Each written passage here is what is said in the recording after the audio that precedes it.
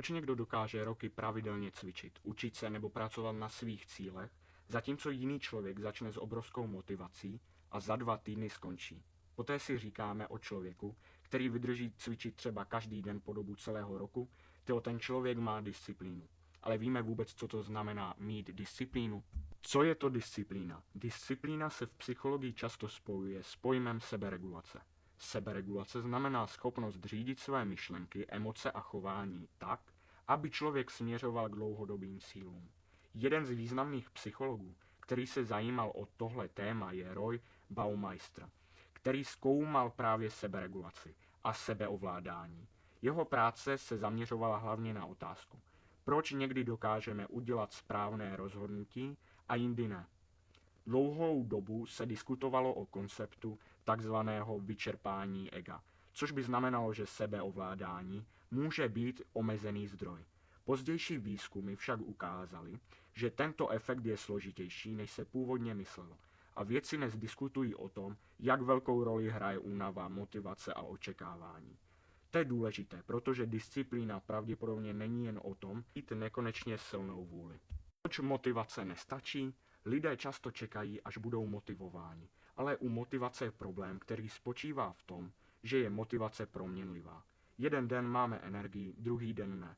Psychologové jako Edward Deci a Richard Ryan přišli se self-determination theory, teorií sebeurčení.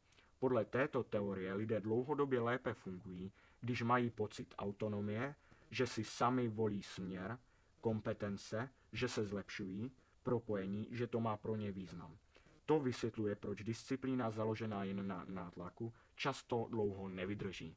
Disciplína a návyky. Velká část disciplíny není každodenní boj, je to automatizace chování. Výzkumníci jako Wendy Wood a David Neal se zabývali tím, jak vznikají návyky. Zjistili, že mnoho našeho každodenního chování není výsledkem vědomého rozhodování, ale opakovaných vzorců spojených s prostředím. Jinými slovy, člověk s vysokou disciplínou často nemusí mít silnější vůli. Možná má lépe nastavený systém. Například člověk, který chce číst každý den, nemusí každý večer vyjednávat sám se sebou. Kniha leží na stole, telefon má mimo dosah, prostředí mu pomáhá.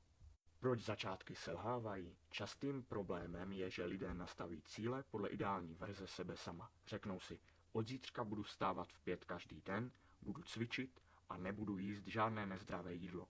Psychologicky je ale problém v tom, že změna chování vyžaduje opakování. Výzkumy v oblasti formování návyků, například práce Filipa Lilly a kolegů z Univerzity College London, ukázaly, že vytvoření nového návyku není otázka několika dní.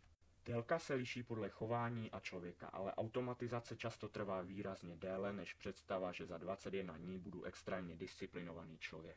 Disciplína a identita. Největší změna nastává, když disciplína přestane být jen úkol. Místo musím chodit cvičit se postupně stává, jsem člověk, který se stará o svoje zdraví. Tento princip souvisí s tím, jak lidé vnímají sami sebe a jak jejich identita ovlivňuje chování. Nejde o to hrát si na dokonalého člověka, jde o to opakovaně dokazovat sám sobě, jakým člověkem se snažím být.